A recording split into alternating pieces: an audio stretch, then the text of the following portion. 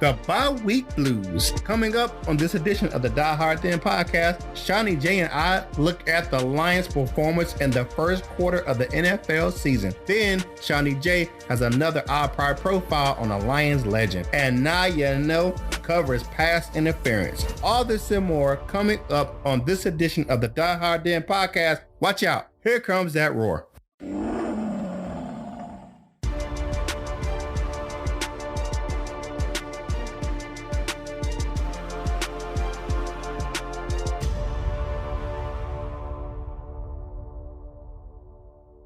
What up, though? This is Kurt Steele, and welcome to the Die Hard Den podcast. And as always, I'm with my man, Seany J. What's happening, people? Hey, it's the bye week. We got the bye week blues, missing the NFL from the Lions this week. But we're going to go over some stuff from the first quarter of the season, get you guys caught up on all the stats and all the pertinent information about the Lions.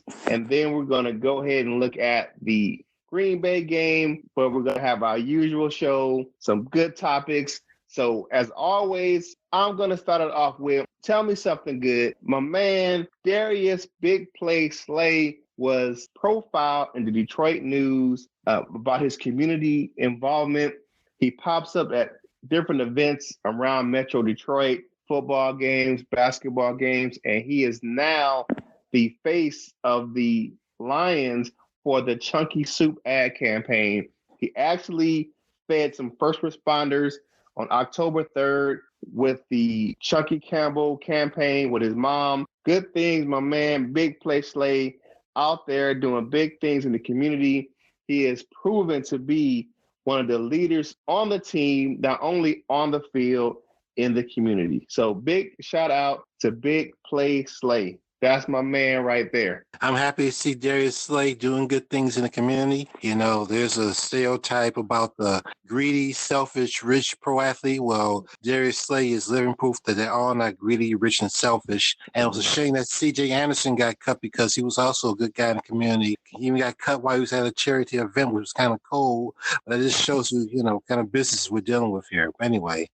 And one thing I want to do is bring this up. There is an imposter on the Giants. Somebody called their rookie wide receiver. His name is Slayton, his last name. They tried to call him Big Play Slay over the weekend. If you don't sit down somewhere and try to take our guy's nickname, Big Play Slay has been in the league for years. You cannot take that. They tried the same thing with Pat Mahomes, tried to call him Showtime Mahomes, and we already know we had Showtime Tate on the Lions at the time. Stop trying to jack our nicknames from the Lions. We're going to show you better than we can tell you this season. So, Giant fans, get over yourself. He is not Big Play Slay. The only Big Play Slay in the NFL resides in Motown. That's right. So now it is time to go on the ball. So what we're going to do this week, we're going to look at the offensive leaders. And the first one up is passing, definitely Matthew Stafford. For the season, 88 of 141, 1,122 yards, 9 touchdowns, 2 interceptions, and a total QBR of 102.6. Stafford's having a really good season, my man. What you got to say about my man Matthew Stafford for the first part of the season? He has played well, and with the exception of a couple games, the offensive line is getting protection. That's what I want to see.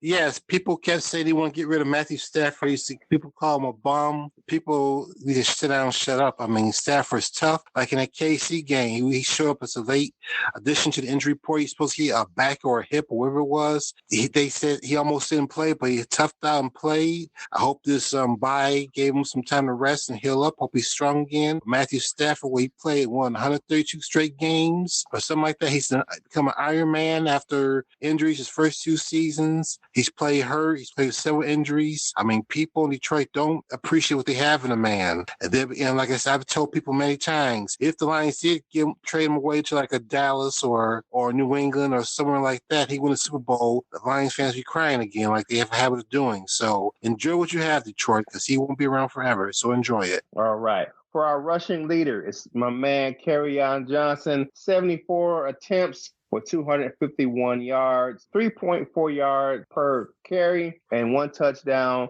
The last game really bumped up his average and his actual total yards, where half of his yards came in the last game versus the Chiefs, but he's proven to be a 3-down back. I think he's on his way to really becoming the workhorse of the offense. So what do you got to say about my man, Kerryon Johnson? I like Kerryon, but like I said, we saw in that Chiefs game, he coughed up the ball by being careless and reckless. He got to protect the ball better if you want to be a 3-down guy and a goal line guy and a short yardage guy and all-around back. Yes, protect that rock, protect the football. That's his bread and butter. That's his meal ticket right there. But like I said, I think he can become a great player like we all envision being. He's got to stay healthy and protect the football. Yeah, I just think that was a fluke play in itself. I think he was trying to stretch for more yards.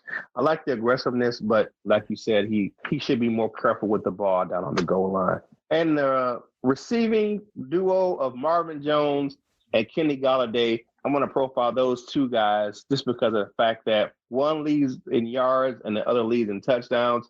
Where you have Marvin Jones has 18 receptions for 277 yards, 15.4 yards per catch average and a touchdown. And Kenny Golladay, 19 receptions, 244 yards, 12.8 yards per catch. But he leads with 4 touchdowns. A pretty good duo. If we keep the other guys healthy with Danny Amendola and TJ Hawkinson, I mean, we're already proven to have a very potent passing offense. And it's running out to be a good, solid running game as well.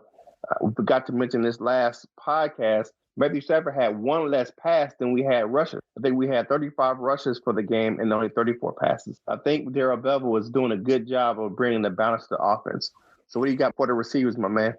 I like our receivers. They may not be the biggest household names, but they'll be there one day. Marvin Jones, to me, is early, but quietly he's having his best year. You know, his good start, hot start. He's made some tough catches. He has great speed. I love Kenny Golladay. I love that what should have been the winning TD against Kansas City, when he caught it in the sideline, he dragged the foot in the toe tap.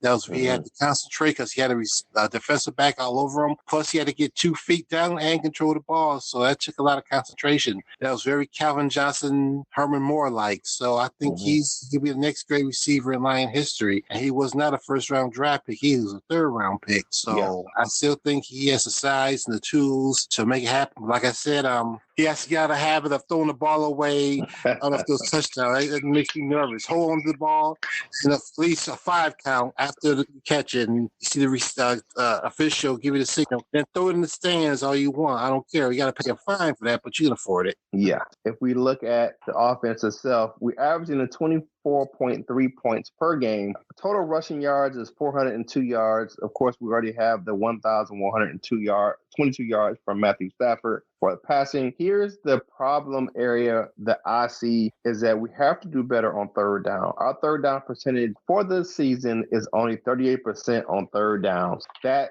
has to improve if we want to contend for the playoffs going forward. What do you think about that, my man? I agree. They need to do better on third down, offense conversion. Hopefully that was something that they worked on over the bye to improve their third down efficiency. You know, hopefully worked over, on the bye with that. Yeah, definitely. Well, let's wrap up the offense. Looking ahead, what do you think the outlook is for the rest of the season for the offense, my man? What do you think, or what do you foresee the offense being going forward? Well, first of all, I want them to be healthy. They stay healthy. I think they'll be very efficient. Darrell Bevel, like you said, he has run a balanced offense. He made a mistake the first game of the season when he called a timeout. He asked Patricia to call a timeout, and we could have had a first down, a touchdown. That was miscommunication. That loss was that tie, was on the coaching staff. And I love TJ Hawkinson. I said it in the group already. I think he's a better tight end than Eric Ebron and Brandon Pettigrew combined. We saw Ebron's going back to his old habit of dropping passes. So yeah. He after an all-pro season last year. But I want to see, TJ, you notice how he catches the ball off his hands. He doesn't let it hit the spot at all. He catches with his hands. Mm-hmm. And I like that. But young man, keep your feet on the ground. Don't be acting like he's Carl Lewis in the hurdles in the Olympics. Strength, run the guy over. Use your 6'5", 250-pound frame to run the guy over, or juke them, but don't try to out jump them. I mean, that's been taking place in college football, high school football, and NFL. But who started that trend? I think, or maybe not, but made it popular. Remember the running back Sam McGuffey, who played 1 year with the Wolverines and finished up at Rice? In high school, he was known for jumping over people. That his highlights. Yeah. So that's one thing. I think it was funny this weekend. There was a Bills player that tried that, and he got stuffed. He started his jump short, closer to the player, and the player just hit him in the midsection and tackled him. It was like a blooper show. It was like, dude, what are you doing? Why are you trying to jump over me? Just keep running and just get tackled. Someone's gonna get hurt. You know that on the lower levels. I think in high school football that has been banned. You cannot jump over a player, and they're talking about bringing that up to the NCAA level. And you look before long, if someone gets seriously injured, you're going to look at bringing that to the NFL as well. What happened to TJ? He got pretty dinged up on that play. Yeah. So I mean, somebody's going to get seriously injured. Like someone's going to probably, you're talking about, vertebrae snapping their neck or, something serious, where they're going to have to get really injured, where they're going to, end their career trying to jump over someone. And that's going to be the linchpin of saying, hey, no more jumping over defenders, keep yourself on the ground for safety measures. You're going to open a Pandora's box. If you say you can't leap over defenders anymore, what you like a Walter Payton type leap over the goal line touchdown? No, anything like that, there's going to be some kind of caveats to it, exceptions situations where it's going to be acceptable, and certain things there's going to be not acceptable. So you just get the situational football where, if you're out in the open field, down the goal line is a little bit different, but, we'll see. But that's neither here nor there. There's not a rule now. I'm just looking at what could potentially happen if someone gets seriously injured trying to jump over a defender during a play. Let's move on to the defense. Let's go ahead and defend the den. So looking at our defensive leaders. So our tackles leader is Tracy Walker. So I know you've had some harsh words from a man, Tracy Walker. You say you want him to be this shut down safety, but the kid's having a solid year. First year he's starting, was that Rome wasn't built in a day. So you can't expect him to come in, and be an all-pro safety right off the bat. His first year starting. I mean, he's not Sean Taylor. That's a one-in-a-lifetime type of player to come in out of college and just be that guy starting day one, and he's changing the league. But I think he's having a solid season. What do you think? What do you say, my man? I like them. He's once again, just like Tave was a surprise pick in the draft this year. Walker was a surprise pick in the third round last year. Nobody heard of this guy. They thought it was a reach, taking him that high. Some have him going as a third-day draft pick, like in the fourth round at best. But I understand last year he had a great pro day and a great spine, which raised his stock. He has intangibles. He has long arms. He has good size. He's 6 foot, long arms. I still, maybe I'm being too hard on the kid. He's playing well. I just like to see him make a big plays. He got a pick in the first game of the season. I want to say, shut it down, shut down the middle of the field, the safety valve. I mean, the no-fly zone. You make more picks. And like I said, shut down the top receivers. Like Larry Fitzgerald beat him a couple of times, but he did get a nice stick on Fitzgerald from behind. Perfectly legal to cause Fitzgerald to drop the ball. So I want to see more of that. I want to see more big plays out of him, not just tackling a guy after he makes a 20-yard reception for a first down or something. I want to see kind of plays, big plays. I want to see that all the guys. We'll talk about in a minute 2 guys that really like 2 free agent pickups for this area. I really like. All right. So looking at the interceptions, we got Slay and Walker both tied at 1. Now we're creating a lot of turnovers. We're creating a lot of fumbles, but just not a lot of interceptions. But I think we can improve on that in the second part of the next 12 weeks. I mean, that's the only thing about having an early bye. You got 12 straight weeks of football. So that's going to be definitely a joy to watch, but it's going to be a grind for the players. So hopefully we can keep them healthy. So moving on, sacks and tackles for loss. You got Devon Kennard leading both with 3 sacks and 4 tackles for loss. Devon Kennard is a quietly good season. So people aren't really taking a notice of him, but he's having a sneaky good season so far. Yes, he is. I agree with that. But One thing I hate, we discussed this already. I hate that as passing downs, the Lions only rush 3 guys. Right. They'll put you on quarterback. I told you before, I love the slam dunk in basketball. I love the home run in baseball. I love the quarterback ball. I mean, like I said, we let Mahomes back there, stand back there and pick us apart. I want to see pressure. I want to blitz a linebacker, bring a linebacker, rush 4 guys. I mean, just rushing 3 guys, that makes it too easy on the quarterback.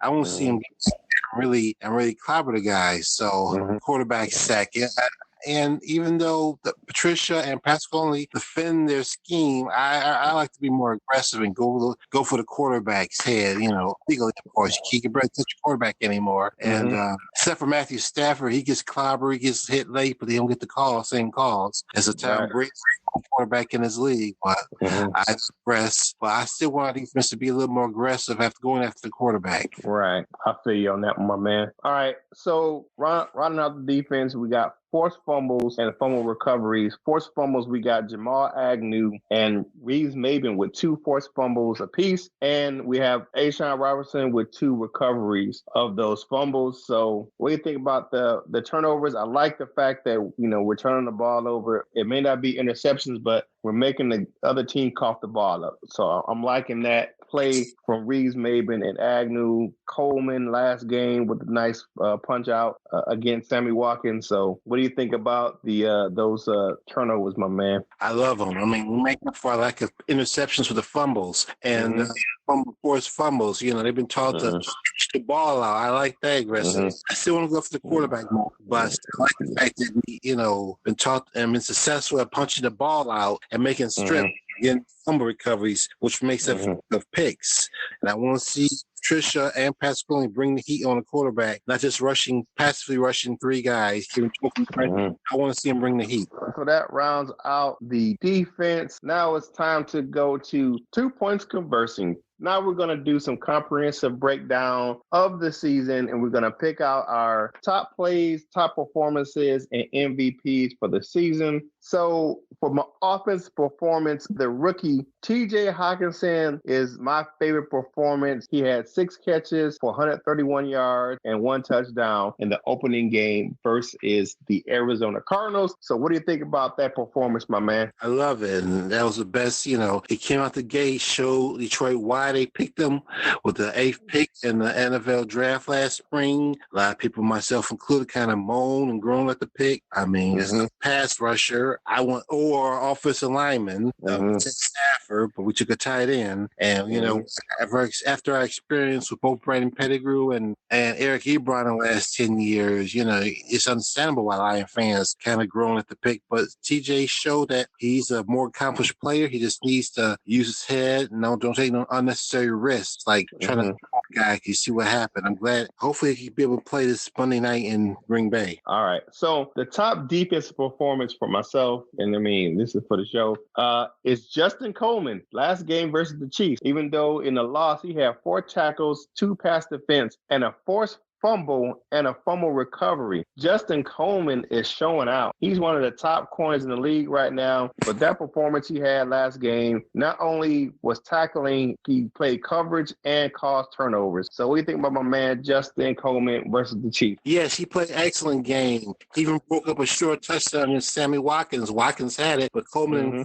backed the ball out again to make it incomplete and forced KC to kick a field goal. I love it. Like I was going to say, both he, Coleman, and Rashawn Melvin were 2 pickups for the Lions this offseason. Not, right. I mean, maybe not the big household names. It was not the Patrick Peterson type, but you see how he was taking, PEDs, which helped make him what he is. And I really like Coleman and Melvin, 2 unsung heroes this early season. And I keep going back to that article written by Kent Platt about the Lions have one of the fastest, if not fastest, secondary in the leagues, and it's showing. But to help them out, the Lions don't, because the receivers got speed too. So you think out by putting more pressure on the quarterback, just so them sit back and pick you apart. Right. The special team performance so far has to be Yo Man versus the Eagles. Yes. 100-yard kick return for a touchdown for Jamal Agnew. And really what makes it so special is that he was having some issues in the week prior versus the Chargers. He got benched for Danny Amendola and I think it was McKissick. And he came back and Patricia and Matthew Stafford sat down and really had a talk with him and really gave him some confidence and said, hey, you're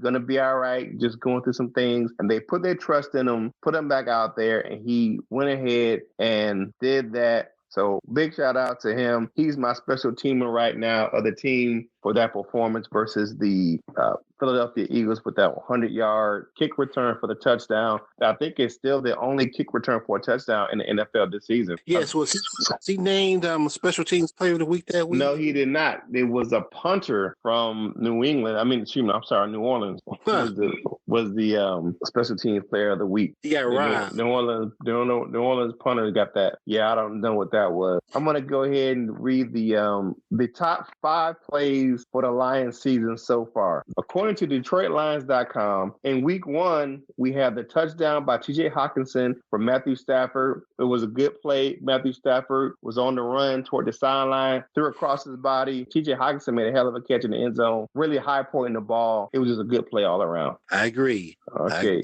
The next play was the week 2 Kenny Galladay touchdown versus the Chargers, the winning touchdown. And that's the one where you didn't like it, where he threw the ball straight up in the air after he caught the touchdown. It was kind of quick, but the touchdown still did count, and it was a hell of a catch. Good laser throw by Matthew Stafford. I like that, but also it could have been the big play Slade's interception to save the day.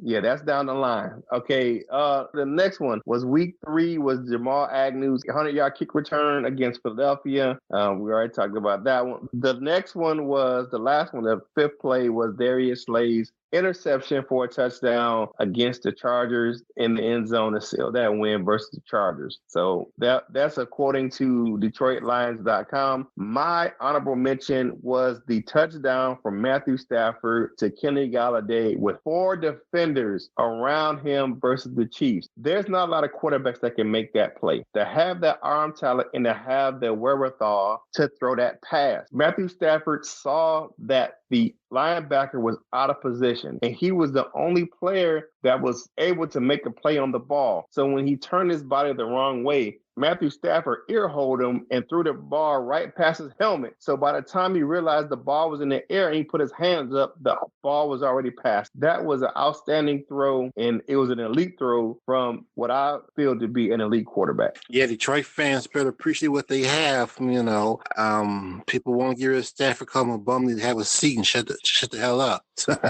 Yeah. Now, let's look at our offensive and defensive MVPs for the first quarter of the season. And I think we're in agreement. We both picked Matthew Stafford for our offensive MVP. And I think we're in agreement. You have one other person. I have Justin Coleman. And who do you have, my man? I think Coleman should share the honors with Rashawn Melvin. Melvin is never picked, but he's made several passes, defends nicely. The ball, he once again is a tall, speedy receiver with long arms who's hard to throw over. Once again, we got to give Bob Quinn some credit. He didn't necessarily go after the big names once again on the free agency. He went after the players who have fit the skill set, the long players with length and speed. And I'm surprised Rashawn Melvin's been 7 different teams in his career.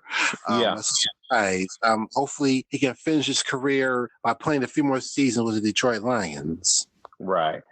Another player that's having a really quiet season, but he's running in the form right now is Trey Flowers. His last couple of games has had some really solid games, both playing on the line, making some tackles on the line and then make some pressures on the quarterback. He did not get to Mahomes, but he did flush him out of the pocket a few times. So Trey Flowers is running in the form. So I'm excited to see what he does for the rest of the season. I am too. Remember, I call him, once again, he was the number 1 free agent on the market. The Lions got him. I call him the poor man's Reggie White. Because remember, the first year of free agency, Reggie White was the number 1 free agent at the time. And signed with the Lions. Wayne Fontes almost used his charm to get him to sign with the Lions, but ultimately he went to the Green Bay Quackers. So yeah. So, yeah, I would have loved to see the Minister of Defense in the Honolulu blue and silver. So that wraps up 2 Points Conversing this week. And when we get back from the break, we'll have another Our Pride profile on a outstanding Lions player and a current Lions announcer.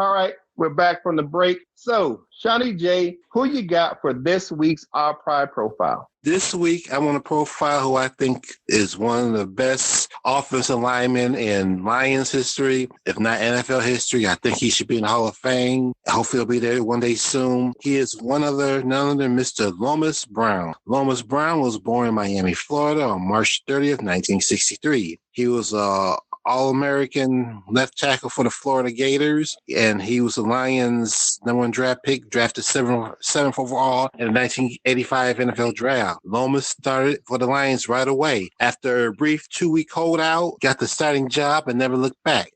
He played 11 seasons with the Detroit Lions from 1985 to 1995. He made 4 Pro Bowls with the Lions. He's, one of the best left tackles of his era. I think he's a definite Hall of Famer. But one mistake Lomas made, that he'll be on him, was when he made that playoff win guarantee against the Philadelphia Eagles in the 1995 wild card game in Philly, no doubt. We got a bus kicking that game 58-37. That's why I love it when, I haven't forgot about that game either. It still hurts. That's why I love it when we beat the Eagles 3 straight times, including this season. It takes the pain away every time we beat the Eagles.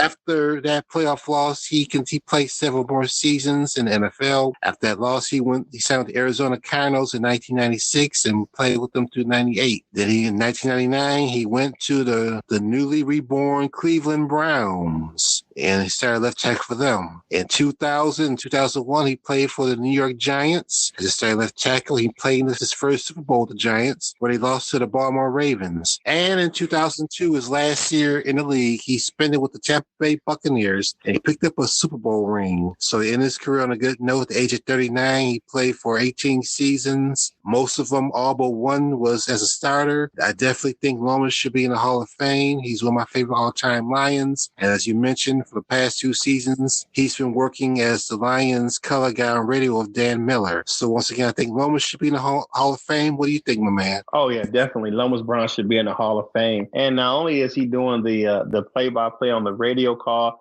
but he also does the Lions podcast with Tori Petrie on DetroitLions.com. So he does the one podcast with Tori Petrie, and they get on my nerves because they both Florida Gators, and they always talk about the Gators all the time on their podcast. But they make a good team. I love the fact that he's still involved as a alumni for the Lions, and he is definitely deserves to be in the Hall of Fame. Good luck to him in the upcoming vote for the Hall of Fame. I think he will get in the Veterans Committee here in the upcoming few years. Now it is time to go to Now You Know, and this week we're going to talk about what has been not called in the NFL a lot this season, even though they put it in the NFL review system, and that's pass interference. So sit back and enjoy Now You Know.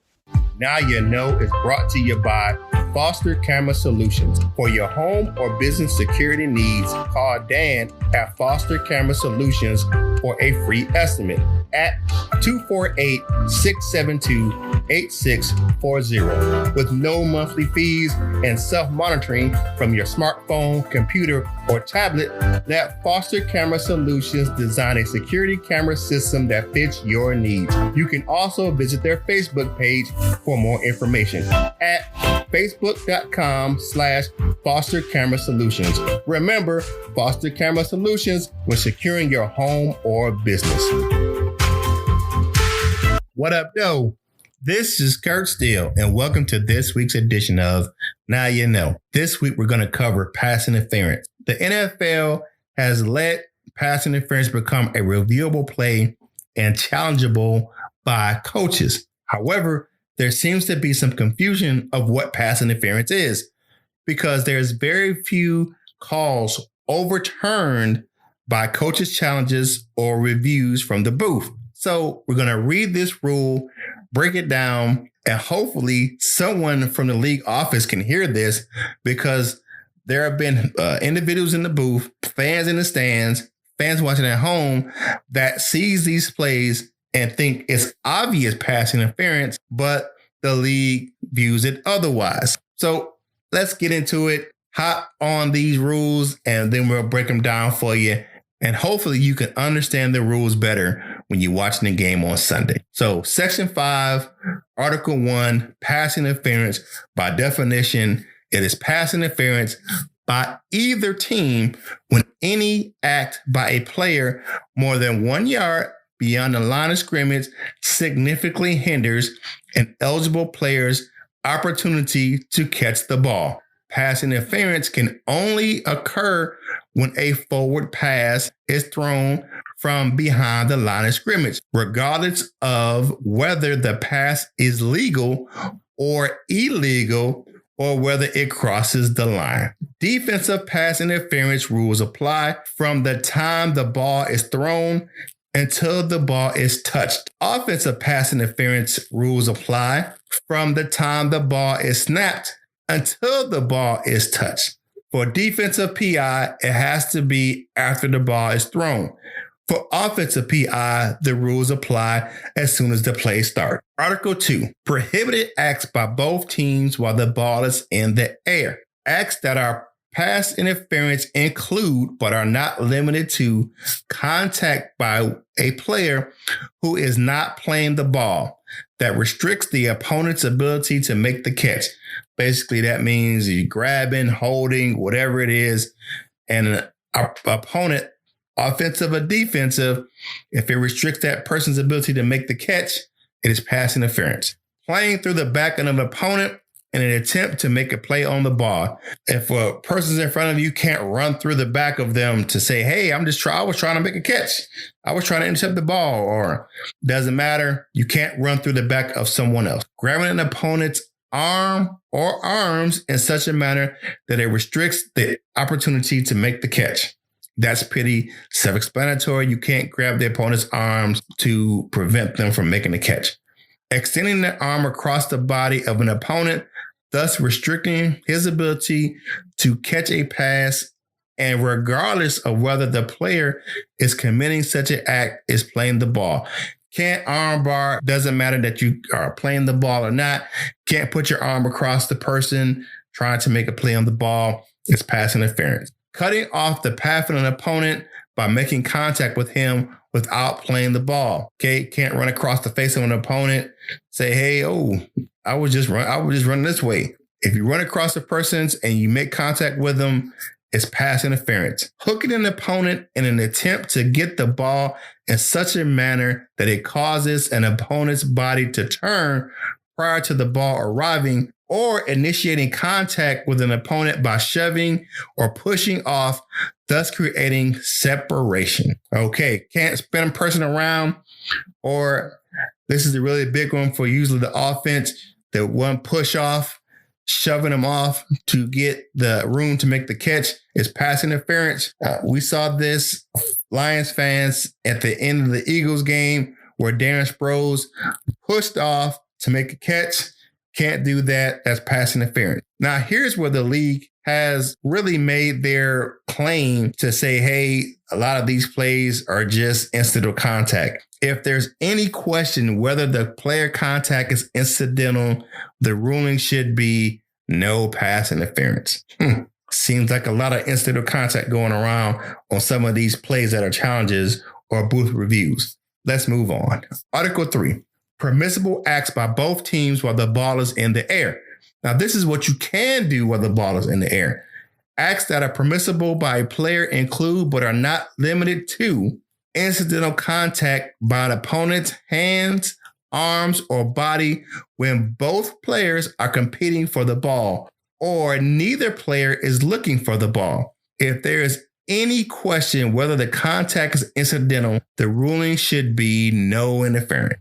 Inadvertent tangling of the feet when both players are playing the ball or neither player is playing the ball. So basically, if the wide receiver and a defensive back, their feet get tangled, they trip each other, it's incidental contact, it's just an accident, it just happens, there's no pass interference. Contact that would normally be considered pass interference, but the pass is clearly uncatchable by the involved players. Now, we see that a lot. The referee will kind of wave his hand back and forth from the front to the back over his head. That signals the ball was way too far for the either player to catch. It's not pass interference. Laying a hand on an opponent that does not restrict him in an attempt to make a play on the ball. Now, you see a lot of defensive backs do this, or even wide receivers. They want to just feel where the other player is, and as long as it's not hindering their person's ability to catch the ball, it's not pass interference. You're just trying to get a feel of where your opponent is before you make a play on the ball. Contact by a player who has gained position on an opponent in an attempt to catch the ball, it is not pass interference. So you got to step on a guy and you kind of make a jump to make the catch. As long as you're not hindering his ability to catch the pass or break it up, it's not pass interference. Here's some quick notes on other offenses. When the ball is in the air, eligible offensive and defensive receivers have the same right to the path of the ball and are subject to the same restrictions. So it doesn't matter if you're the offensive player or the defensive player, you have the same right to the path of the ball. And if anyone hinders that path of the ball, it's pass interference. Acts that do not occur more than 1 yard beyond the line of scrimmage are not pass interference and should be considered offensive or defensive holding. If you are doing that, you grabbing somebody at the line of scrimmage, you trying to break up a pass that's not 1 yard beyond the line of scrimmage, is holding and not pass interference. Whenever a team presents an apparent punting formation until the ball is kicked, defensive acts that normally constitute pass interference are permitted against the end man on the line of scrimmage or against an eligible receiver behind the line of scrimmage who is aligned or in motion more than 1 yard outside the end man of the line, provided the acts do not constitute illegal holding. All right. So basically, if the team is punting the ball and it's the person's outside the end person on the line of scrimmage, so usually it will be a tackle for offensive play, but for a punt formation, the line's a little bit wider extended to protect the punter. So as long as those individuals, so those gunners on the outside, they're subject to get hit, those acts that would normally be pass interference are not pass interference at all. Now, defensive holding, such as tackling a receiver, can still be called and result in a 5-yard penalty from the previous spot if accepted. In that case, the offensive pass interference rule can still apply. So it all depends on the play. If there's a trick play, then they can call pass interference. Now, one thing, if a ball is tipped when the pass is thrown, there is no pass interference. Article 4, other prohibited acts by the offense. Blocking more than 1 yard beyond the line of scrimmage by offensive player prior to a pass being thrown to the offense is pass interference. No, it is also pass interference to block a defender beyond the line while the ball is in the air. If a block occurs in the vicinity of a player whom the pass is thrown, it is pass interference. So basically, if someone's out there blocking and the pass is being thrown to a person that's down the field and the person's already blocking the defender, that's offensive pass interference. The penalty for pass interference by the defense is a first down for the offense at the spot of the foul. If the interference is also a personal foul, a 15-yard penalty is tacked on to such a foul is also enforced. So basically, if you get pass interference, it's the first down at the spot of the foul. And if you commit a personal foul, 15 yards is added on to the end of that. If the interference is beyond the goal line, the offensive team is a first down on the 1 yard line. If the previous spot is inside the 2-yard line, then halfway between the previous spot and the goal line. So for offensive pass interference, it's a loss of 10 yards from the previous spot. So there you go. Pass interference. If you don't know, now you know, like my man Biggie Smalls, baby. Now let's get back to the Die Hard Den with my man Seany J.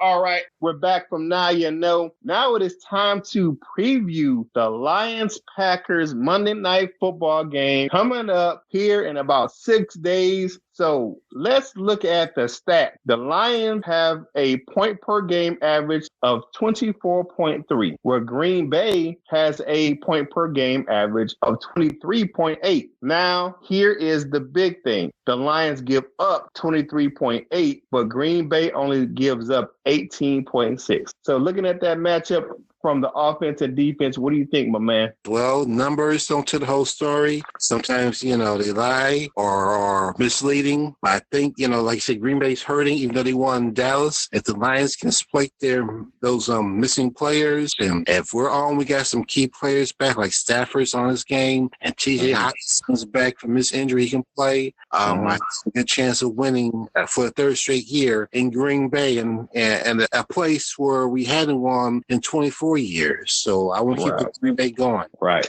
Looking at that game, I think that Green Bay has some definite injuries. They're really young in the secondary. I think Matthew Stafford, if he stays clean in the pocket, I think he can manipulate that young secondary, and they have some big passing plays. Marvin Jones has really ate up the Packers secondary for the past couple seasons, so I really see him having a big day against the Packers. Now, the Lions go into the game as 4.5-point underdog. Let's get to the score prediction. So what you got for your score, and who do you have winning in Green Bay on Monday night? I got to stick with my Lions, my boys. I think they're going to win 31-21. Roll. Okay. I have the Lions winning also. I have them winning a little bit closer game. I have them winning 31-24. And those are our game picks. We'll check back next week to see what we got in store for those game picks, how accurate they have been. Now, not to toot my own horn, but as far as the second and third weeks of the season, I've been within 1 point of the point total. So, and ironically, last week it was in a loss, but I did pick that game correctly. So hopefully I'm picking this one right. 31-24 Lions and a big Monday Night Football victory for the Honolulu Blue and Silver. I'll go for that. Now it's time for us to go ahead and get on out of here. So, my man, tell the people how they can find you on social media. Always, you can find me on Facebook, Sean Jennings. I'm the main administrator for the Detroit Lions Truest Fan Group on Facebook. If you want to join, I'll be happy to add you. And as I keep our group well informed about the Lions. All right, my man. I am at Curtis Steele 14 on Instagram and on Twitter. So that's at CURTIS STEELE14. You can also follow the show on Twitter at DieHardDenPodC1. Email us any questions that you have at dieharddenpodcast@gmail.com. And as always, we appreciate you listening in, supporting the show. Big shout out to my man Dan Foster over at Foster Camera Solutions. Go out and check out his Facebook page called the Detroit Lions Showcase. Big shout out to all my people over at the Die Hard Facebook group over there. I'm a conversation starter over there. I'm also in the Detroit Lions Truest Fans group. I'm a conversation starter over there. And we get this thing going. Come back next week when we go over the Lions victory. I'm calling it out right now versus the Green Bay Packers. So as always, this is Kurt Steele. And for my man, Seany J, we are out.